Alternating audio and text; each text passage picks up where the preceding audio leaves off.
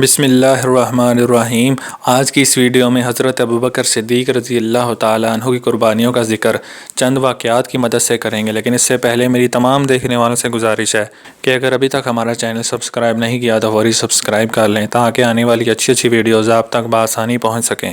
حضرت بکر صدیق رضی اللہ تعالیٰ عنہ فرماتے ہیں، جب میں اور حضور نبی کریم صلی اللہ علیہ وآلہ وسلم مکہ مکرمہ سے نکلے تو رات کا وقت تھا۔ ہم ساری رات سفر کرتے رہے اور صبح کے وقت ہمیں ایک چٹان نظر آئی۔ میں نے اس چٹان کے سائے میں ایک کپڑا بچھا دیا تاکہ آپ صلی اللہ علیہ وآلہ وسلم کچھ دیر آرام فرما لیں۔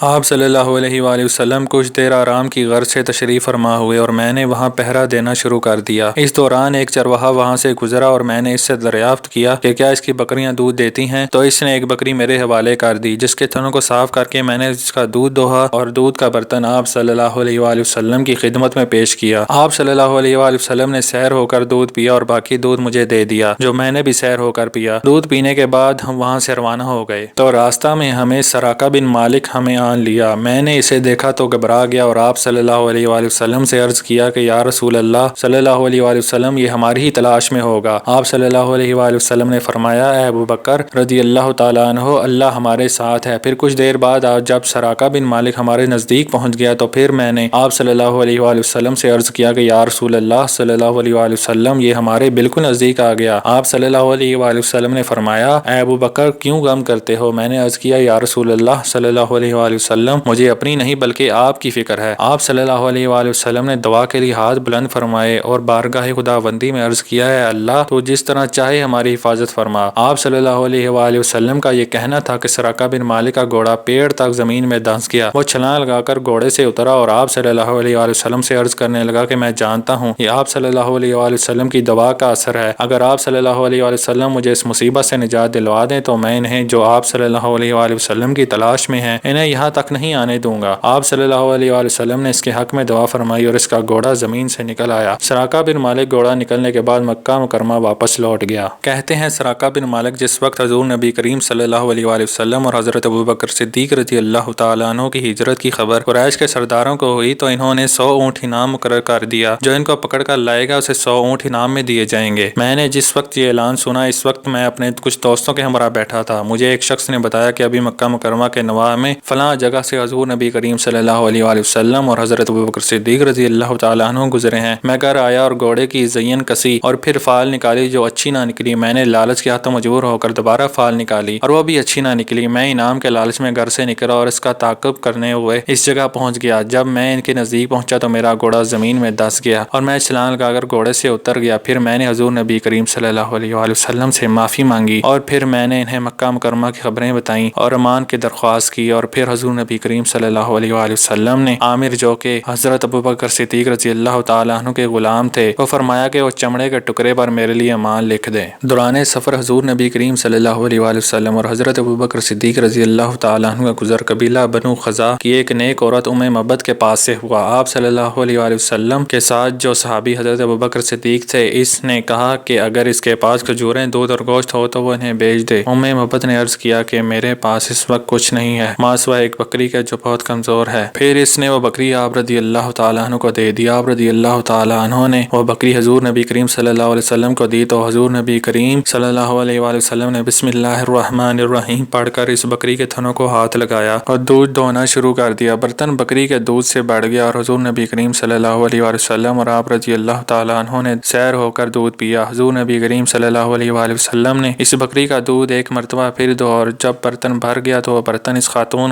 مبد کو دیا۔ جب مبد کا خاوند ابو مبد گھر لوٹا تو مبد نے سارا واقعہ اس کے گوش گزار کیا۔ ابو مبد نے مبد سے حلیہ دریافت کیا تو اس نے حضور نبی کریم صلی اللہ علیہ وسلم اور حضرت بکر صدیق رضی اللہ تعالیٰ عنہ کا حلیہ بیان کر دیا۔ ابو مبد نے جب حلیہ سنا تو قسم کھا کر کہا کہ یہ تو وہی ہیں جن کا ذکر مکہ مکرمہ میں اس وقت ہو رہا ہے۔ چنانچہ حضور نبی کریم صلی اللہ علیہ وآلہ وسلم اور حضرت بکر صدیق رضی اللہ تعالیٰ عنہ غار ثور میں پہنچے تو آپ رضی اللہ تعالیٰ عنہ نے عرض کیا، یا رسول اللہ صلی اللہ علیہ وآلہ وسلم، مجھے غار میں پہلے داخل ہونے دیں تاکہ میں غار کی صفائی کر سکوں اور غار میں کوئی زہریلا جانور یا اذیت والی چیز موجود ہو تو اسے ہٹا سکوں۔ حضور نبی کریم صلی اللہ علیہ وآلہ وسلم نے اجازت دے دی۔ آپ رضی اللہ تعالیٰ عنہ غار میں داخل ہوئے اور غار کی صفائی کی اور پھر غار میں موجود تمام سوراخوں کو اپنی تہبند پھاڑ کر بند کیا۔ آپ رضی اللہ تعالیٰ عنہ نے تمام سوراخ بند کر دیے ماں سوائے 2 سوراخوں کے، کیونکہ تہبند کا کپڑا ختم ہو گیا تھا۔ آپ رضی اللہ تعالیٰ عنہ نے حضور نبی کریم صلی اللہ علیہ وآلہ وسلم کو اندر آنے کی درخواست کی۔ حضور نبی کریم صلی اللہ علیہ وآلہ وسلم غار میں تشریف لائے اور آرام کی غرض سے آپ رضی اللہ تعالیٰ عنہ کے زانوؤں پر سر مبارک رکھ کر لیٹ گئے۔ آپ رضی اللہ تعالیٰ عنہ نے ان دونوں سوراخوں پر جو بند نہ ہوئے تھے ان پر اپنے پاؤں رکھ لیے۔ اس دوران ایک بچھو نے آپ رضی اللہ تعالیٰ عنہ کو ڈنک مارا۔ ڈنک کی شدت کے باوجود آپ رضی اللہ تعالیٰ عنہ نے اف تک نہ کی، مگر آنسوں سے آنسو جاری ہو گئے۔ وہ آنسو حضور نبی کریم صلی اللہ علیہ وآلہ وسلم کے رخسار مبارک پر گرے تو حضور نبی کریم صلی اللہ علیہ وآلہ وسلم نے آنکھیں کھول دیں، اور جب آپ رضی اللہ تعالیٰ عنہ کی آنکھوں میں آنسو دیکھے تو وجہ دریافت کی۔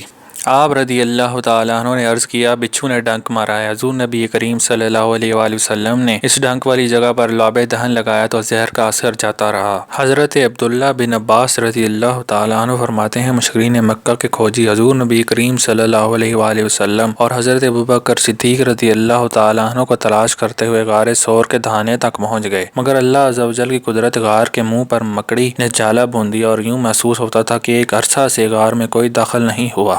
کھوجیوں نے باہم مشورہ کیا کہ اس غار میں اگر کوئی داخل ہوتا تو ضرور اس مکڑی کا جالا ٹوٹ جاتا، چنانچہ وہ غار میں داخل ہوئے بغیر وہاں سے لوٹ گئے۔